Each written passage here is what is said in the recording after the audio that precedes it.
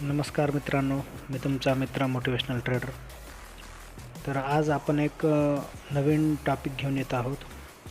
तो म्हणजे ट्रेडिंग करिअरमध्ये तुम्ही मोटिवेशनल कसं राहू शकता किंवा कसं राहायचं याच्याबद्दल मी तुम्हाला थोडंसं काही सांगणार आहे. तर एक गोष्ट काय आहे माहिती आहे का मित्रांनो, ज्यावेळेस तुम्ही ट्रेडिंगकडं ॲज अ करिअर म्हणून ज्यावेळेस बघत असता त्यावेळेस तुम्हाला एक बॅकग्राऊंडला एक अशी सपोर्ट सिस्टीमची गरज आहे की जेणेकरून ज्यावेळेस तुम्ही हे बाय चॉईस तुम्ही इकडं ज्यावेळेस निर्णय घेता की मला स्टॉक मार्केट हेच कंटिन्यू करायचं आहे, करायला काही हरकत नाही आहे, पण त्याच्यासाठी तुम्हाला तुमच्या बॅकग्राऊंडला एक असा इन्कम सोर्स असणं गरजेचं आहे की जो की स्टॉक मार्केटमध्ये थोडासा लॉस जरी झाला तरी तो लॉस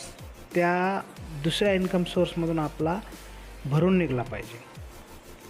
कारण की काय आहे ना, स्टॉक मार्केटचं मोटिवेशन हे जास्त काळ टिकत नाही. कारण की का टिकत नाही हे पण सांगतो तुम्हाला. कारण की काय आहे, आपण ज्यावेळेस स्टॉक मार्केटमध्ये त्याचे स्क्रीनशॉट बघून ज्यावेळेस आपण एंट्री मारत असतो ना, त्यावेळेस ते जे मोटिवेशन असतं ना त्याच्यापेक्षा भारी मोटिवेशन कुठलंच नसतं, बरोबर आहे का? पण ते स्क्रीनशॉट तुम्हाला कधीच पैसे कमवून देत नाहीत. कारण की काय आहे, ते स्क्रीनशॉट ज्यावेळेस त्यांनी काढलेले असतात त्याच्या मागचं त्यांचं जे एफर्ट्स आहेत, हे एफर्ट्स तुम्ही कधीच पाहिलेले नसतात.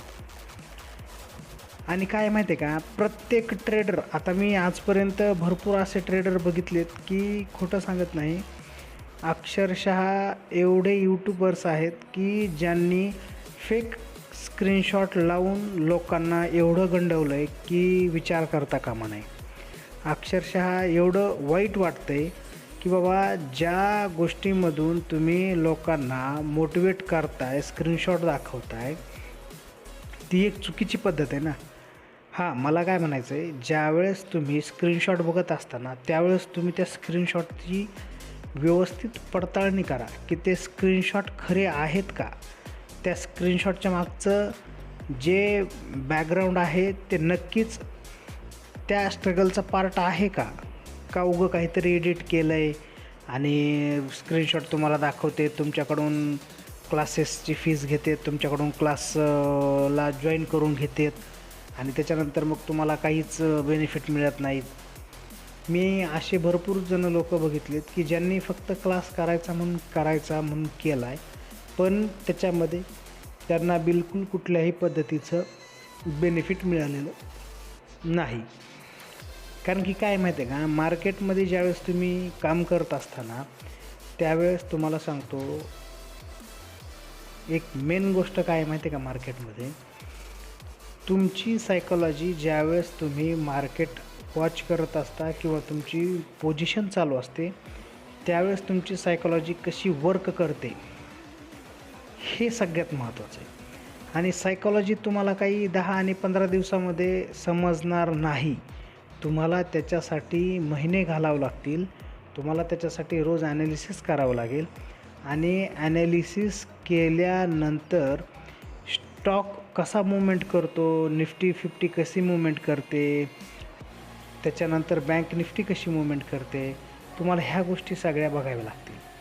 कारण की काय माहिती आहे का, ज्यावेळेस तुम्ही ह्या सगळ्या गोष्टी बघणार ना, त्याच वेळेस तुम्हाला लक्षात येणार की यार, आपण ज्या व्यक्तीला बघत होतो किंवा फॉलो करत होतो ती व्यक्ती भलतंच काहीतरी आपलं सांगून मोकळं व्हायची आणि त्याच्यानंतर मग तुम्हाला रिग्रेट फील व्हायचं की राव, आपण त्यावेळेस जर ह्या व्यक्तीला फॉलो नसतं केलं तर बरं झालं असतं, आज एवढा लॉस माझा झाला नसता, किंवा भरपूर काय अशा गोष्टी आहेत. सो त्याच्यामुळं तुम्हाला एक गोष्ट सांगतो, जर तुम्हाला ट्रेडिंग करिअरमध्ये जर मोटिवेशनल किंवा मोटिवेट राहायचं असेल तर त्याला एकच पर्याय असा आहे की तुम्हाला, भलेही तुम्ही 100 रुपये कमवत असाल, ते 100 रुपयेच तुम्हाला मोटिवेट करणार आहेत. पण जर तुम्ही ह्याचं त्याचं बघून जर 100 रुपयाचे आज 500 रुपये जरी कमवले आणि त्या 500 रुपयाच्या उद्या जर 5,000 लॉस झाला तर ते तुम्हाला कधीच मोटिवेट ठेवणार नाहीत. पण तुम्ही स्वतःचं वैयक्तिक अभ्यास करा, वैयक्तिक त्याच्यासाठी वेळ द्या. आणि तुम्हाला एक गोष्ट सांगतो, ट्रेडिंग ही ज्यावेळेस माणसाच्या नसात जाते, म्हणजे थोडक्यात मराठी भाषेत सांगतो तुम्हाला, ज्यावेळेस माणसाच्या एकदम डोक्यात फिट्ट बसते ना ट्रेडिंग, त्याच वेळेस माणूस काहीतरी करू शकतो. नाहीतर हे वरच्या वरी मी ट्रेडिंग करणार आणि एवढे पैसे कमवणार हे ते ह्या गोष्टी इथं काही वर्क करत नाहीत. एक मराठी माणूस म्हणून तुम्हाला आणखीन एकच सांगणं आहे माझं, की तुम्हाला जर मोटिवेट राहायचं असेल तर त्याच्यासाठी तुम्हाला स्वतःला कष्ट करावे लागतील, त्याच्याशिवाय पर्याय नाही. मी तुम्हाला हे पण बोललो आहे, तुम्हाला जर कुठे काही अडचण आली, तुम्हाला कुठे जर काही प्रॉब्लेम येत असतील तर नक्कीच मला सांगा, मी तुम्हाला सजेशन करेल. जिथं तुमचं चुकतं आहे तिथं तुम्हाला नक्कीच मार्गदर्शन करेल.